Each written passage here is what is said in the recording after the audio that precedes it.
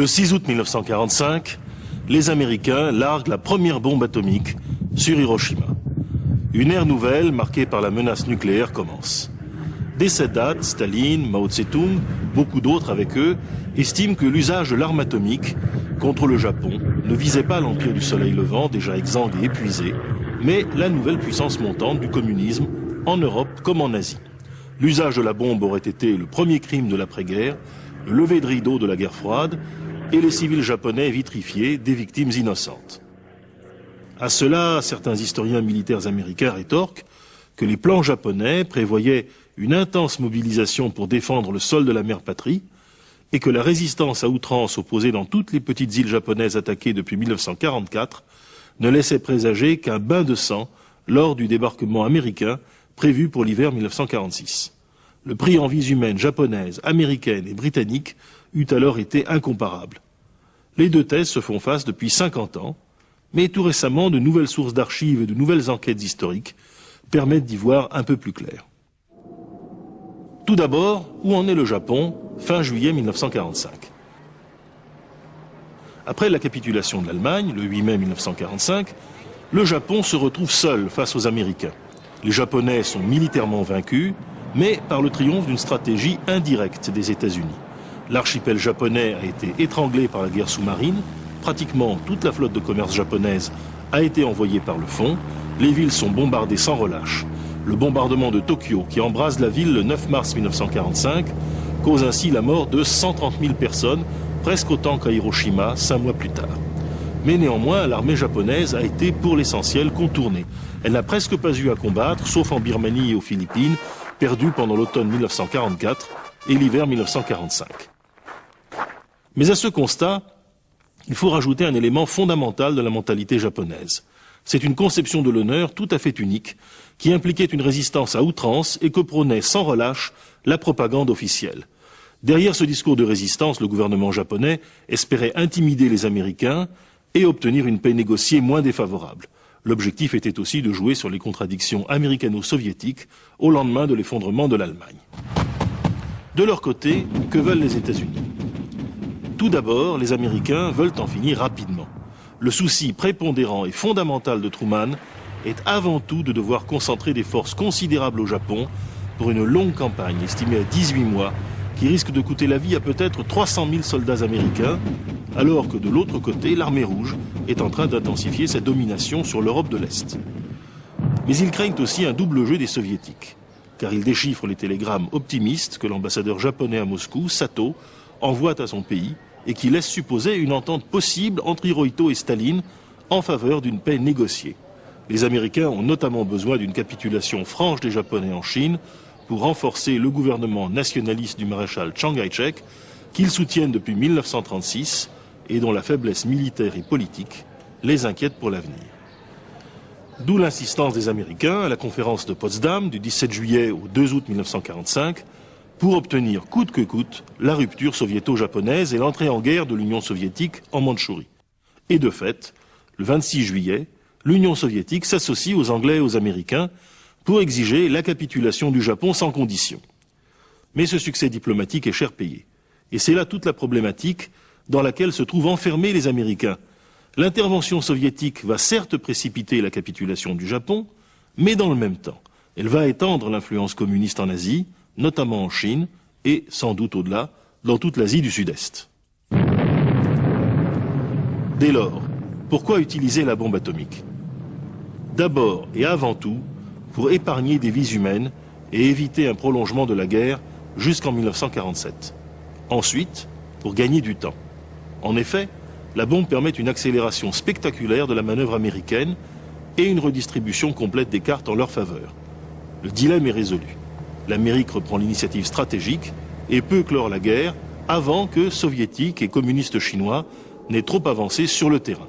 Bien sûr, la question demeure, les Américains étaient-ils pleinement conscients de la portée de leurs gestes? À son arrivée au pouvoir, Truman ignorait tout du projet Manhattan, bien plus que Staline, renseigné par ses espions.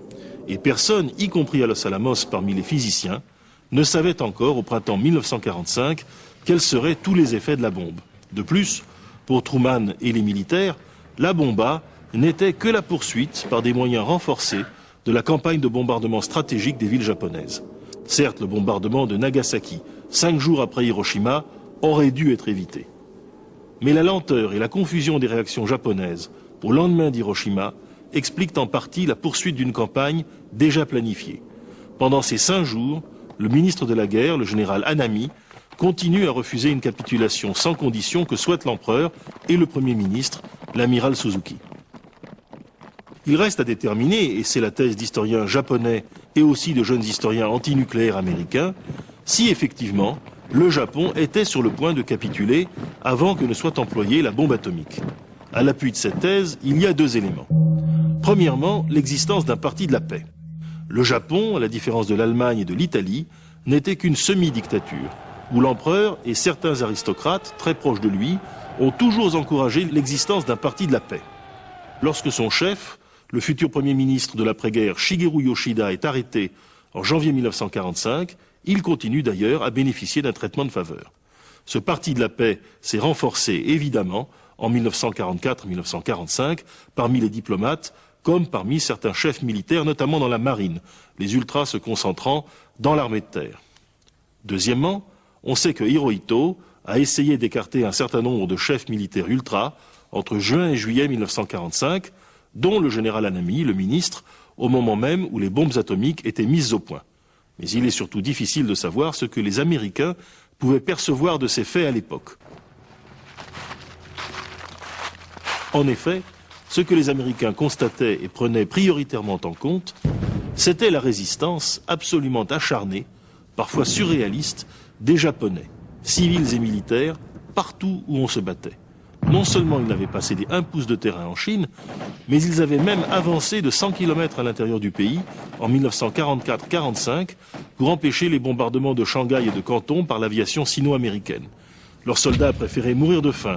Ils gagnaient la jungle au lieu de se rendre aux Philippines, là où ils étaient encerclés. Et à partir de la conquête de la colonie japonaise des îles Mariannes en 1944, quand les Américains se sont trouvés pour la première fois confrontés à des civils, on a assisté à des suicides en masse de la population, résolue apparemment à ne pas se rendre elle aussi. Aujourd'hui, on sait que les suicides de masse de Saipan et d'Okinawa ont été en partie organisés par des militaires excités, en partie dus à la panique répandue chez les malheureux civils, et qu'il ne s'agissait pas nécessairement de l'expression d'un fanatisme aveugle.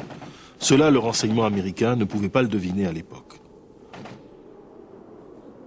À cela s'ajoutent les préparatifs pour la défense du Japon et la résistance acharnée, déjà à Iwo Jima et surtout à Okinawa, premières îles métropolitaines attaquées par les Américains, et enfin l'apparition des avions suicides, les kamikazes. Disons simplement que le coefficient de résistance exceptionnel des Japonais, partout où ils combattaient, faisait craindre à l'Amérique des pertes absolument monstrueuses en cas de débarquement et de bataille classique sur le sol japonais.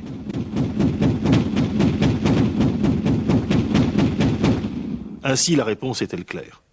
Les Japonais étaient peut-être prêts à capituler pendant l'été 1945, mais il ne pouvait s'agir à l'époque que d'une hypothèse pour les Américains qui ne disposaient d'aucun élément indiscutable pour la valider. Allons même plus loin.